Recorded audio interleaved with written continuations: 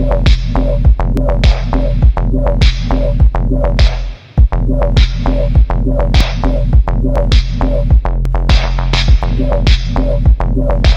back, my beautiful friends.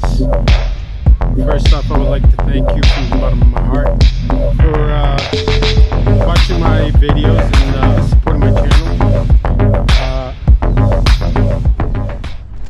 I'm by the Statue of Liberty, and as you can see, Manhattan right there. First off, I would like to clarify one thing. Some people be like giving some comments. Well, I thought this was a channel about Cape Verde or blah blah blah. I don't even know what the channel is about, to be honest with you. I just take shots, and it's about Joey Jersey. Anywho, I'm not a financial advisor, but I'm telling you what I'm gonna do. It's been working for me, especially this past quarter, when people have had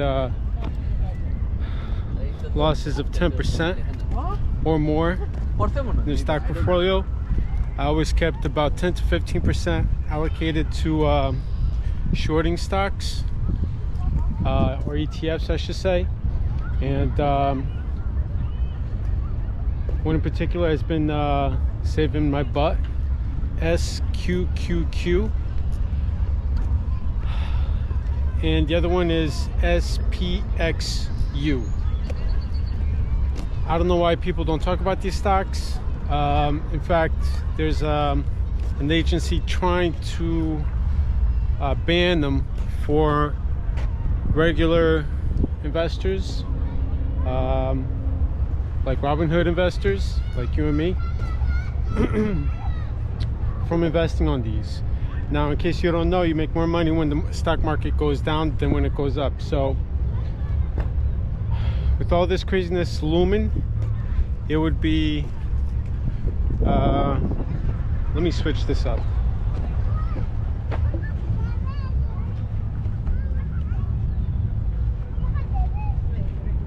With all this craziness looming, it would be, I think, a little bit unwise not to take advantage, or at least minimally, Manhattan, to hedge against possible crash with these two ETFs. Another one that almost nobody's I've only seen one YouTuber talk about this. It's PDBX. Let me try my periodic table skills. P like in phosphorus, D like in dubnium, B like in boron, C like in carbon. How do you like those apples? Yeah.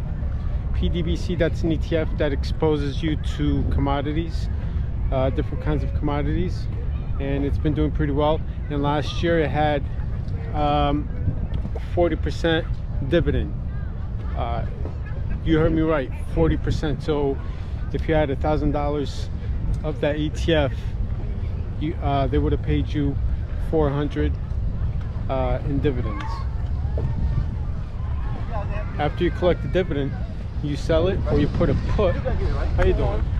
You put a put, because nobody wants to keep that dividend. I mean, nobody wants to keep an ETF that only pays the dividend twice a year.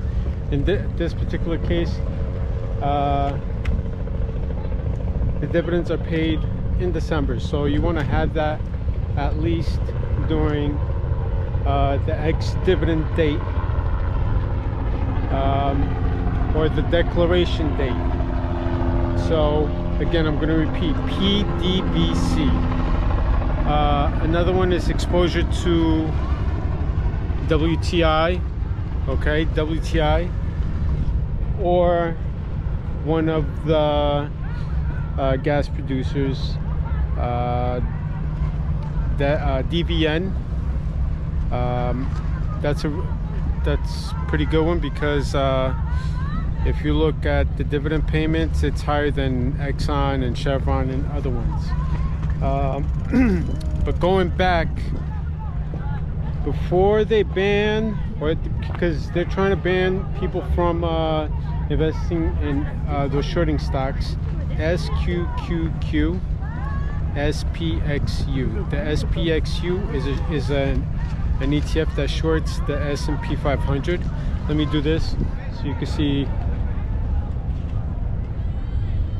Statue of Liberty. And the SQQQ, sorry, shorts the tech stocks. Now, in this kind of environment, tech companies are not going to be doing well. Oh, one other thing. Everybody's always talking about a crash. This is the other thing I want to talk about. All these YouTubers are always saying there's going to be a crash, there's going to be a crash. Damn, this helicopter. Eventually they're going to have it right.